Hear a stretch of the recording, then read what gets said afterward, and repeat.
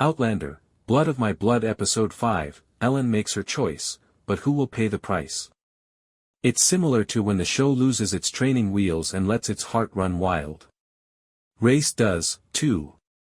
This episode is the show's most personal and emotionally unvarnished hour to far, full of Beltane rites, covert pregnancies, erroneous assumptions, handfasting vows, and **X scene.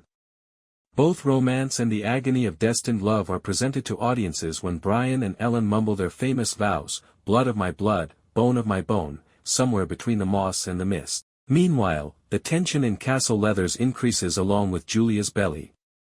Davina's claws are out, Julia is trapped, Brian, Jamie Roy, feels deceived, and poor Murtagh is dealing with a black eye and a broken heart. Everyone is wearing masks after last week's episode, and to be honest, I held my breath because I knew everything was going to explode apart. Was this episode a frantic whirl of melodrama trying a bit too hard, or was it a love fever dream done right? Shall we investigate the fire? Not simply because of the **X scene, this was the most sexy episode to date. The episode had a wild, pagan vibe because of the festival setup, and the writers embraced that intensity wholeheartedly. Since the first episode, Brian and Ellen's chemistry has been simmering beneath the surface, but Needfire finally brings it to the surface, and it's amazing. From the frantic vows in the mossy chapel to the stolen glances during the maypole dance, Jamie Roy, Brian, and Harriet Slater, Ellen, excel in every way. Since this show simply took its viewers, Ellen may as well be addressing the audience when she murmurs, "Ruin me." However, let's not romanticize everything. Despite their intense devotion, Ellen and Brian's choices are hazardous.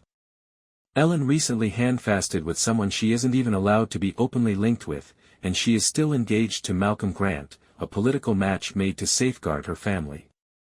This will not just burn them, it will have nuclear fallout. Julia, a walking scandal with a ticking clock in her womb, is in lockdown at Castle Leathers in the meantime.